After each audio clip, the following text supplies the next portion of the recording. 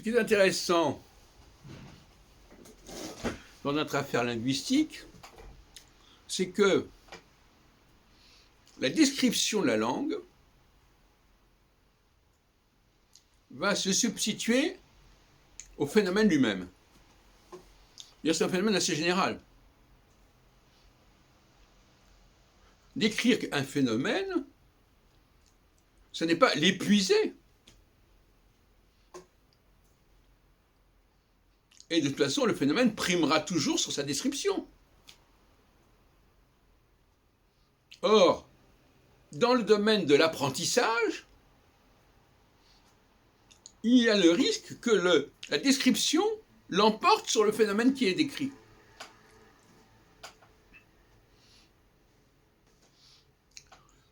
Et notamment, lorsqu'on explique à quelqu'un d'extérieur, d'étranger, ce qu'il en est, on va lui décrire les choses de façon tout à fait insuffisante.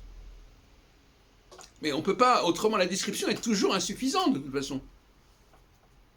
Elle n'épuise jamais la complexité du phénomène observé et décrit.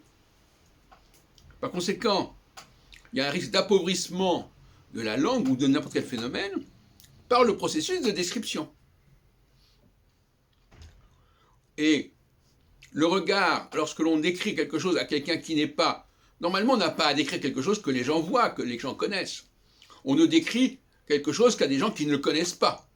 Et par conséquent, le problème, c'est que quand j'ai affaire à des gens qui ne connaissent pas quelque chose, je vais avoir à décrire, et en décrivant, je vais appauvrir le phénomène que je veux décrire. Et ça, ce n'est pas acceptable. Donc c'est tout le problème de l'enseignement qui est en cause ici. Enseigner, montrer quelque chose à des gens qui ne connaissent pas. Parce que je ne vois pas pourquoi j'enseignerais à quelqu'un qui connaît.